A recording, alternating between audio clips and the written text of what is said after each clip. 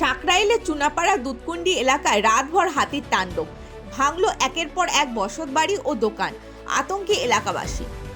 ঝাড়গ্রামের সাঁকরাইল ব্লকের চুনাপাড়া গ্রামে গভীর রাত থেকে ভোররাত পর্যন্ত ব্যাপক হাতির তাণ্ডবে লণ্ডভণ্ড হয়ে গেল গোটা এলাকা। স্থানীয় সূত্রে জানা গেছে 10 থেকে 12টি হাতির একটি দল আচমকাই গ্রামে ঢুকে পড়ে এবং দীর্ঘ সময় ধরে তাণ্ডব চালায়। হাতির হামলায় একের পর এক বসতবাড়ি ভেঙে পড়ে। শুধু তাই নয়, গ্রামের একটি দোকানেও ব্যাপক ভাঙচুর চালায় হাতির দল। আচমকা হাতির হানায় আতঙ্কে ঘর ছেড়ে নিরাপদ আশ্রয় পালাতে বাধ্য হন বহু পরিবার। রাতভর আতঙ্কের মধ্যে কাটে গ্রামবাসীদের। হাতির তাণ্ডবে ব্যাপক ক্ষয়ক্ষতি হয়েছে চাষের জমিতেও। ধান সহ বিভিন্ন ফসলে জমি লণ্ডভণ্ড হয়ে গেছে বলে অভিযোগ কৃষকদের। বহু পরিবার কার্যত সর্বশান্ত হয়ে পড়েছেন। এদিকে ঘটনার পর বন দপ্তরের ভূমিকা নিয়ে ক্ষোভ উগরে দিয়েছেন স্থানীয় বাসিন্দারা। তাদের অভিযোগ, হাতির আগমনের আগাম কোনো সতর্কতা দেওয়া হয়নি এবং ঘটনার সময় বন দপ্তরের কর্মীদেরও তৎপরতা চোখে পড়েনি।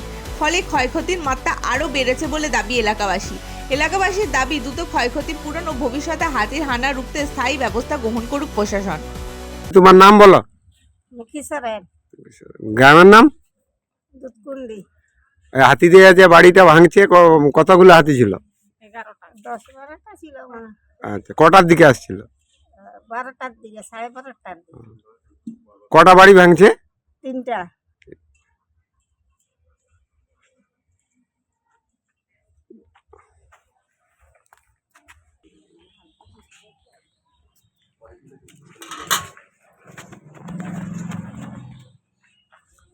ওর নাম রবীন্দ্রনাথ মাঠ। কতগুলো হাতি ছিল? প্রায় 11টা মতো হাতি ছিল। গ্রামে কটা বাড়ি ভাঙছে? আমাদের গ্রামে তো 2টো বাড়ি ভাঙ গেছে। এটা আমার দোকান বাড়ি, এটাও ভেঙে প্রায় শেষ করে আর দিয়েছে। কি কি নষ্ট করেছে?